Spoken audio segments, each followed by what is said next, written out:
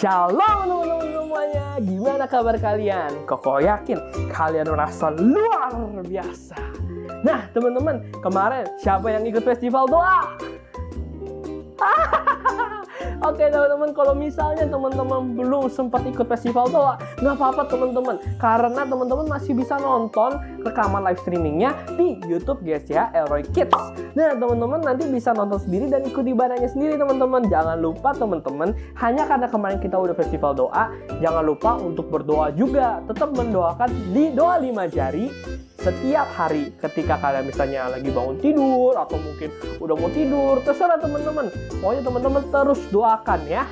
Nah teman-teman, sekarang kita mau mulai ibadah lagi nih. Nah kita mau sama-sama ketemu Tuhan, kita mau sama-sama menyembah, memuji Tuhan dan mendengarkan firman Tuhan. Jadi teman-teman, yuk pokok undang semuanya untuk kita sama-sama tenangkan hati kita. Kita mau sama-sama ketemuan, kita berdoa terlebih dahulu ya. Tuhan Yesus, terima kasih Tuhan karena Tuhan begitu baik. Tuhan kita luar biasa telah memberikan kami hari ini untuk kembali memuji dan memuliakan nama Tuhan. Pakai hati kami, pakai telinga kami, pakai seluruh hidup kami Tuhan untuk memuji dan memuliakan nama Tuhan.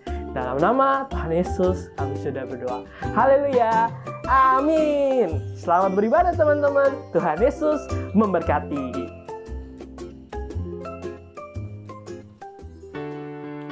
Hai teman-teman, kita bangkit berdiri dan kita sama-sama menyanyikan lagu I Love You Jesus. Aku sayang Yesus.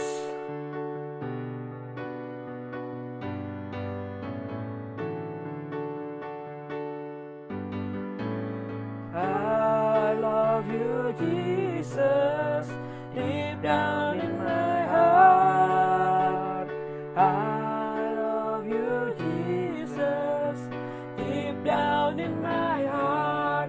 Think about deep, deep down, down, deep down in my heart. Talk about deep, deep down, down, deep down in my heart. Sekali lagi ya. I love you Jesus, deep down in my heart. I love you Jesus, deep down in my heart. Think about deep, deep down, down, deep down in my heart. Talk about deep, deep down, down, deep down in my heart. Think about deep, deep down, down, deep down in my heart. Talk about deep, deep down, down, deep down in my heart. Deep down in my heart. Deep down in my heart.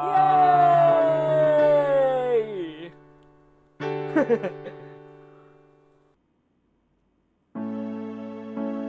Teman-teman, yuk kita siapin hati kita. Kita mau masuk firman Tuhan.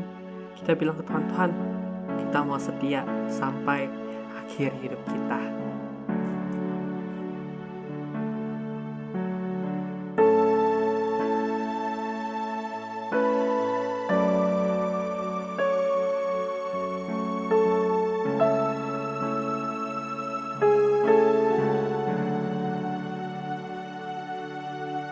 Bapa, Engkau mengenalku lebih dari siapapun. Engkau tahu ceritaku dan isi hatiku. Tak peduli masa lalu, Engkau tetap memilihku. Ubahkanku, sempurnakan, jadi karya yang indah.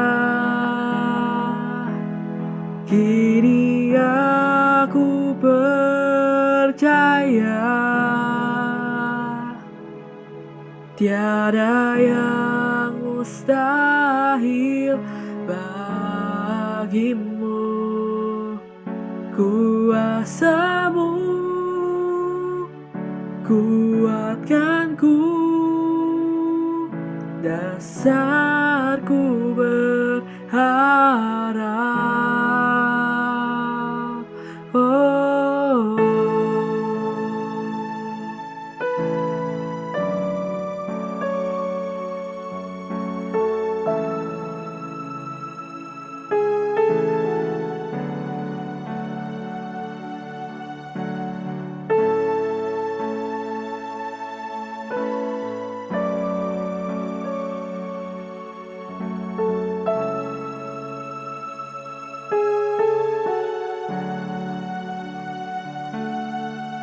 Bapa, Engkau mengenalku lebih dari siapapun. Engkau tahu ceritaku dan isi hatiku. Tak peduli masa lalu, Engkau tetap memilihku.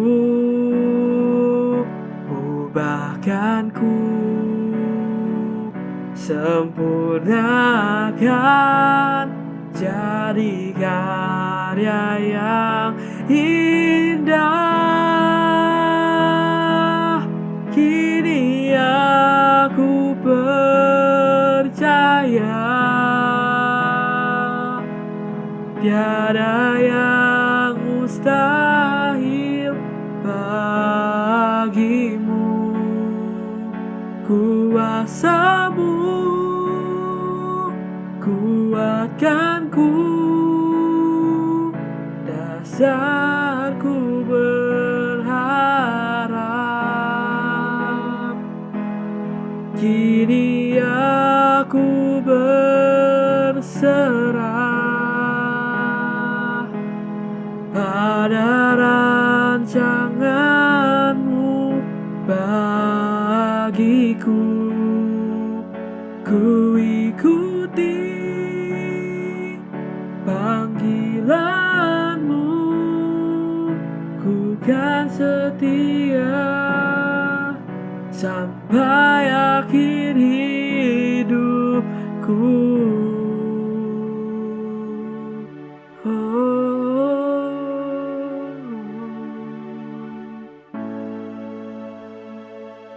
Aku mau setia, Tuhan. Angkat suaramu, angkat tanganmu. Terima kasih Tuhan.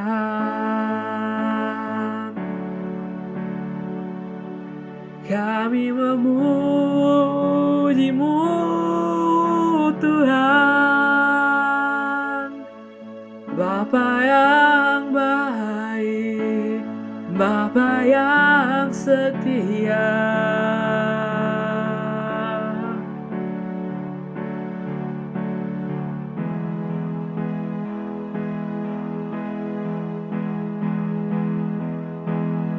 Kini aku percaya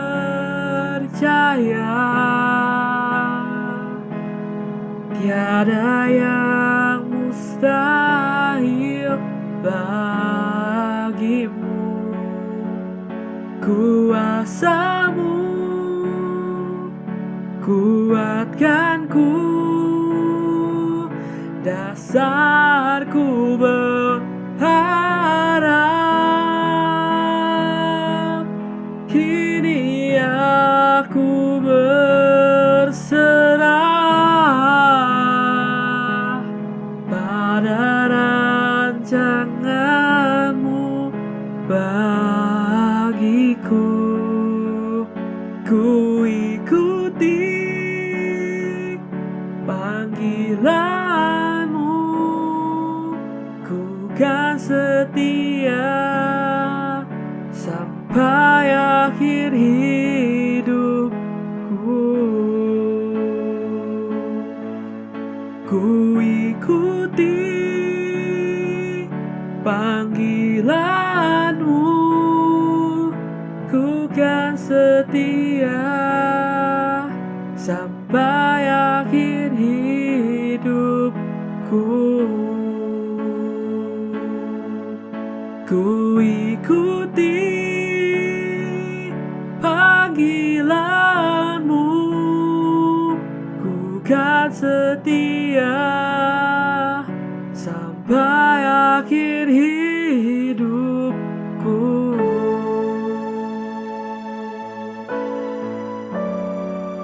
Haleluya Tuhan.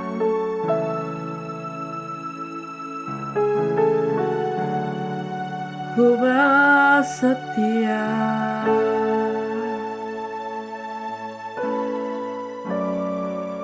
Haleluya.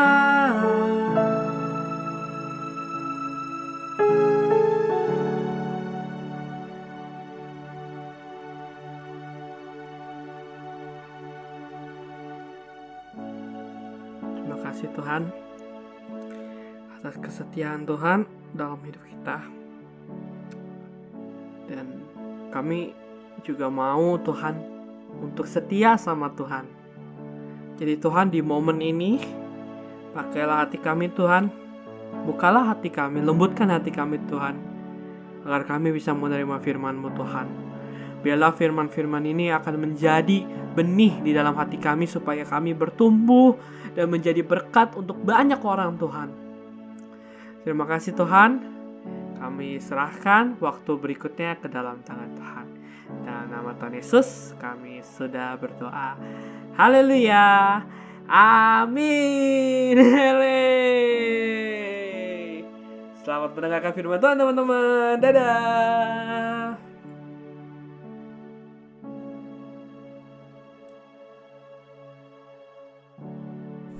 Shalom Elroy Kids. Hari ini kita mau belajar firman Tuhan. Pastikan Alkitab ada di dekat adik-adik semua.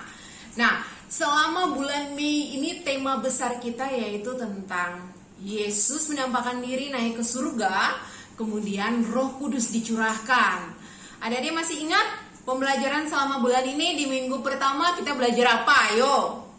Minggu pertama bulan Mei kita belajar tentang Thomas yang tidak percaya, lalu akhirnya percaya bahwa Yesus bangkit. Kemudian apa kata Yesus? Berbahagialah orang yang tidak melihat namun percaya. Jadi kita berbahagia, kita nggak melihat Yesus secara langsung pakai mata jasmani, tapi kita percaya, jadi kita orang yang berbahagia. Di minggu kedua, kita juga sudah belajar tentang bagaimana waktu Yesus bangkit, Yesus mengampuni, bahkan memberikan kepercayaan tugas baru buat Petrus. Padahal tadinya Petrus menyangkal Tuhan Yesus loh. Nah, Tuhan Yesus begitu baik. Waktu di minggu ketiga kita juga sudah belajar firman Tuhan tentang setelah Yesus menampakkan diri, Yesus terangkat naik ke sorga. Tapi kita tidak perlu sedih, karena Yesus naik ke sorga menyediakan tempat buat kita semua. Dan di minggu keempat, minggu lalu, kita sudah belajar firman Tuhan bahwa Yesus naik, tetapi ada janji Bapa yang diberikan, yaitu Roh Kudus dicurahkan. Dan hari ini kita akan belajar bagaimana Petrus yang sudah menerima kuasa Roh Kudus berjalan berkeliling. Kita akan melihat di dalam Kisah Para Rasul, boleh buka Alkitabnya, Kisah Para Rasul pasal 9 ayat 32 sampai 43. Nah, dengan judul cerita Petrus melayani di Lida dan Yope. Nah, Elroy Kids yang terkasih, Petrus berjalan berkeliling mengadakan kunjungan, bertemu dengan orang-orang yang percaya pada Yesus. Dan kemudian Petrus mendoakan mereka, menguatkan mereka, bahkan membuat banyak mujizat. Sehingga orang-orang yang tadinya ragu-ragu percayanya jadi semakin mantap percayanya sama Tuhan Yesus.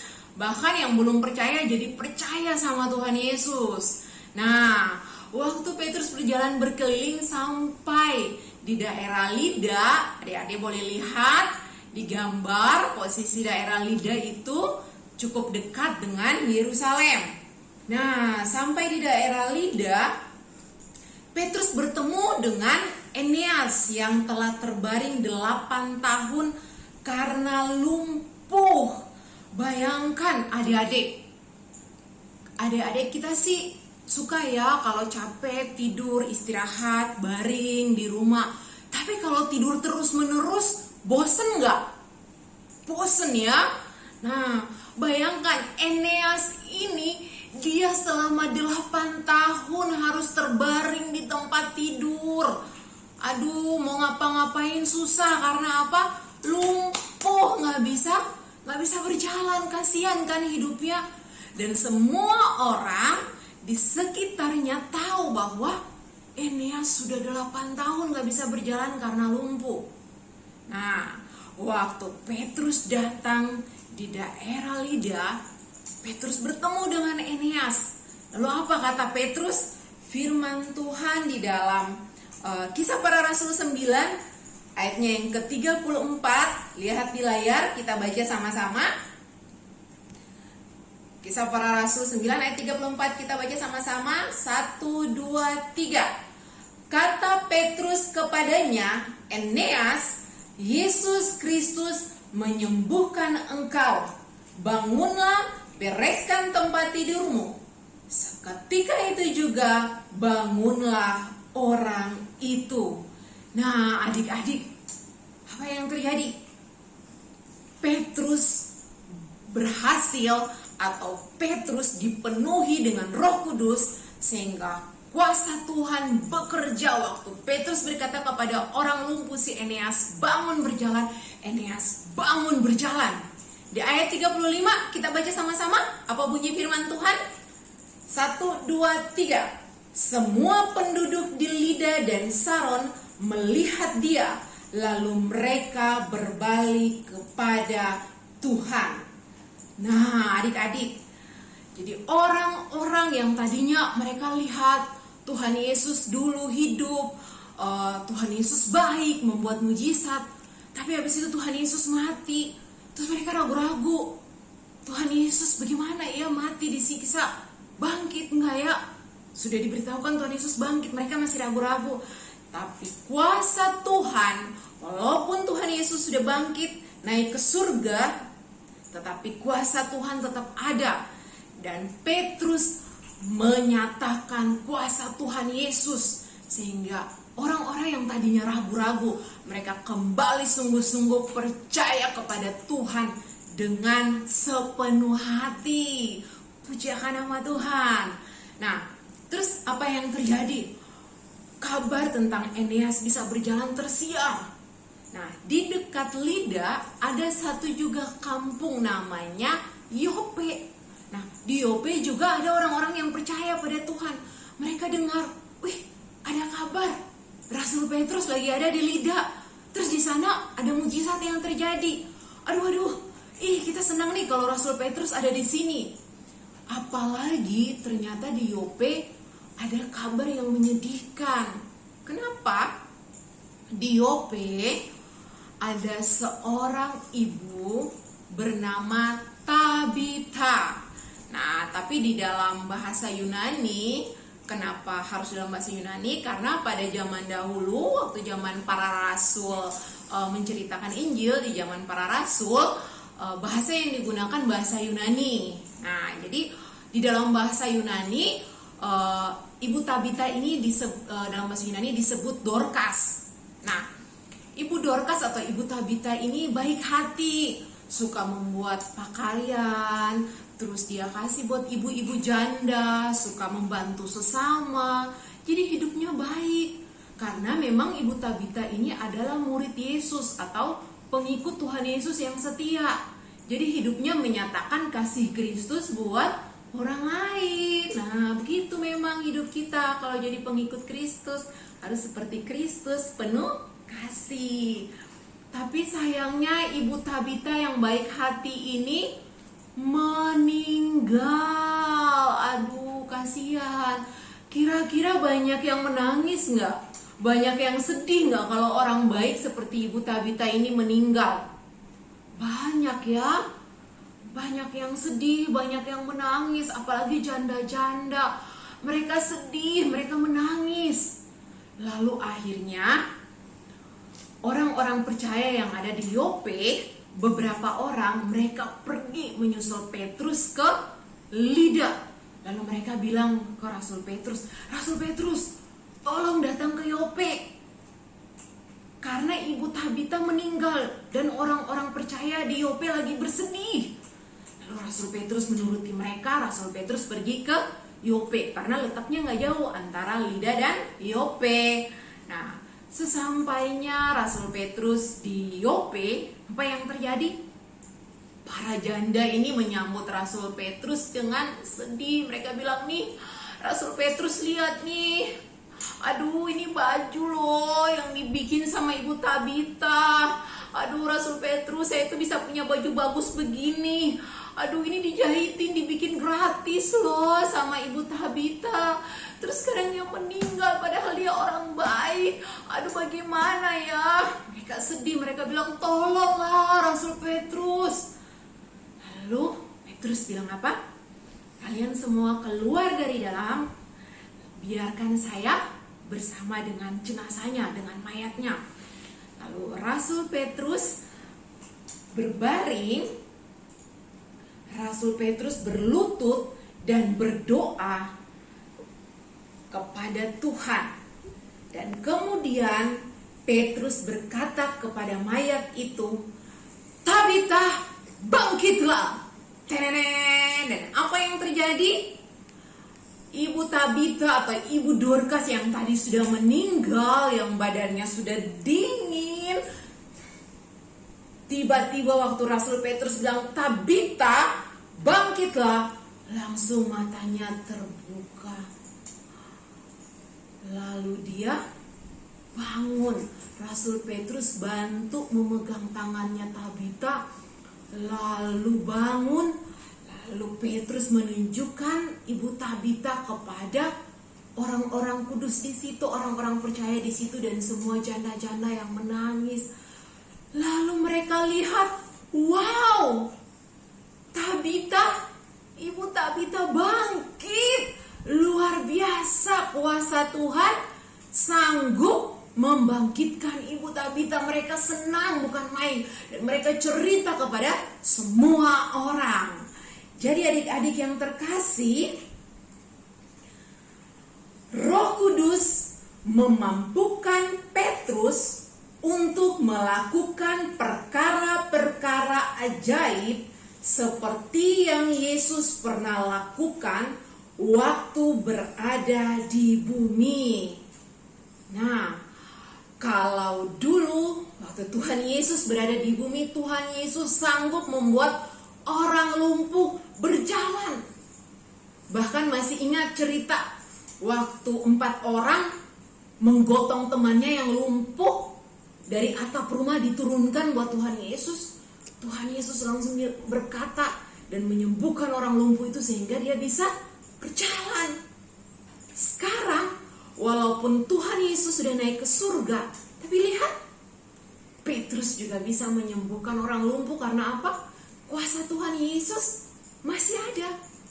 Apalagi Tuhan Yesus dulu membangkitkan, siapa masih ingat? Lazarus. Tuhan Yesus membangkitkan Lazarus. Bahkan Lazarus sudah meninggal, sudah dikuburkan. Nah, jadi adik-adik, walaupun Yesus telah naik ke surga, namun kuasa Roh Kudus diberikan bagi kita untuk melakukan perbuatan yang ajaib. Sama-sama kita baca tulisan ini. 1, 2, 3. Jadi walaupun Yesus telah naik ke surga, namun kuasa Roh Kudus diberikan bagi kita untuk melakukan perbuatan yang ajaib. Jadi adik-adik, firman Tuhan hari ini mau mengingatkan kita semua bahwa walaupun Tuhan Yesus sudah naik ke surga, tapi kuasa Tuhan yang dikerjakan oleh Roh Kudus sanggup mengadakan perbuatan-perbuatan ajaib melalui hidup kita seperti yang pernah Yesus lakukan. Dan itu terbukti dalam kehidupan Petrus. Petrus yang dulu penakut, sekarang ketika Roh Kudus turun atas Petrus, Petrus menjadi pemberani. Bahkan Petrus berdoa, orang lumpuh bisa berjalan, orang mati bisa bangkit. Sama, waktu Roh Kudus turun juga atas kita, Roh Kudus memampukan kita untuk menyatakan kuasa Tuhan bagi kemuliaan nama Tuhan. Saat ini Colin mau mengajak adik-adik semua untuk kita berdoa, kita meminta Roh Kudus penuhi hidup saya. Roh Kudus tolong hidup saya. Roh Kudus pimpin hidup saya. Jangan adik-adik pikir, oh karena Petrus kan udah besar, udah bapak-bapak, jadi mungkin Roh Kudus mau, kalau saya kan masih anak kecil. Oh no, enggak. Firman Tuhan dalam Kisah Para Rasul pasal yang kedua, ayat yang ke-17, Kaulin bacain buat kita semua. Akan terjadi pada hari-hari terakhir, demikianlah firman Allah, bahwa aku ini Tuhan, ya. Kata aku ini menunjuk pada Tuhan. Aku akan mencurahkan rohku ke atas semua manusia. Ingat, semua. Jadi baik yang orang besar maupun yang ke anak kecil, ke atas semua manusia. Maka anak-anakmu laki-laki dan perempuan akan bernubuat.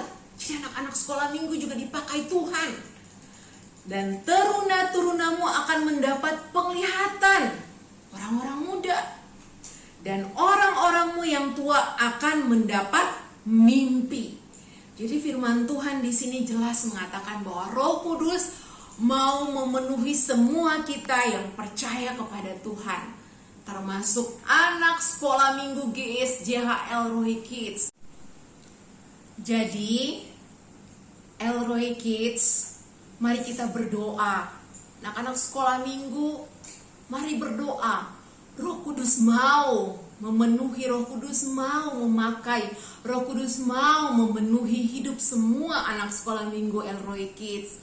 Mari angkat kedua tanganmu kepada Tuhan. Dan Colin minta tolong buat mama dan papa yang menemani, mendampingi anak-anak sekolah minggu untuk beribadah. Boleh tumpang tangan atas anaknya, arahkan tangan buat anaknya, mendoakan anaknya biar Roh Kudus memimpin hidupnya. Dan mari anak-anak sekolah minggu, mari tutup mata dan mulai berdoa, bilang, Roh Kudus penuhi saya, Roh Kudus penuhi saya, pimpin hidup saya, Roh Kudus pimpin hidup saya. Karena ketika Roh Kudus pimpin hidup kita, kuasa Tuhan nyata, kuasa Tuhan menolong kita, sehingga mulut kita terus menceritakan kuasa Tuhan, dan kita akan melihat perbuatan-perbuatan Tuhan yang ajaib nyata dalam hidup kita. Mari mama dan papa boleh tumpangkan tangan ke anak-anaknya. Kita naikkan satu lagu ini bersama-sama sebelum kita berdoa. Kita nyanyikan pujian ini bersama-sama.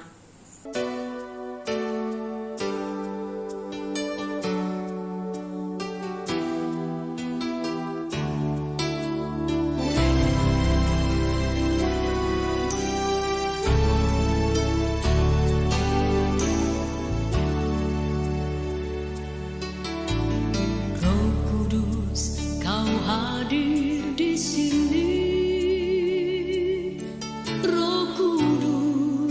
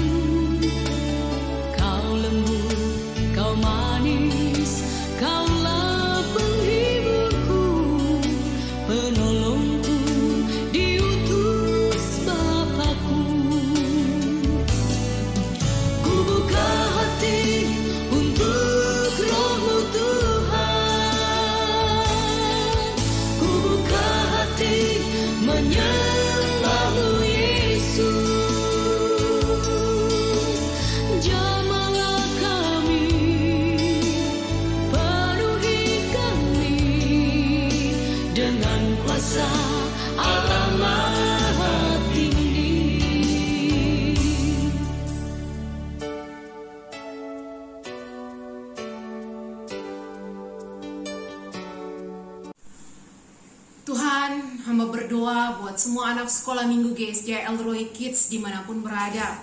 Kami percaya bahwa Engkau Tuhan, kuasa-Mu tidak dapat dibatasi oleh ruang dan waktu. Untuk itu hamba berdoa, Tuhan Allah Roh Kudus, mari Engkau turun, penuhi urapi setiap anak-anak sekolah minggu GSJ Elroy Kids Tuhan, supaya sejak mereka kecil hidup mereka dipimpin oleh Roh Kudus, hidup mereka dipenuhi oleh kuasa Roh Kudus, hidup mereka dipakai oleh Tuhan, sehingga mulut mereka selalu menceritakan perbuatan Tuhan yang ajaib. Dan di dalam kehidupan mereka akan menyaksikan perbuatan-perbuatan kuasa Tuhan yang ajaib yang dikerjakan oleh kuasa Roh Kudus yang memimpin hidup mereka. Penuhi mereka Tuhan, penuhi mereka Tuhan. Bahkan Allah Roh Kudus, Engkau memberkati setiap keluarga jemaat GSJ Elroy Tuhan. Dimanapun kami berada Tuhan, di tengah-tengah keadaan yang tidak menentu, tapi kami mau menaruh harapan kami kepada kuasa Tuhan yang berdaulat atas langit dan bumi.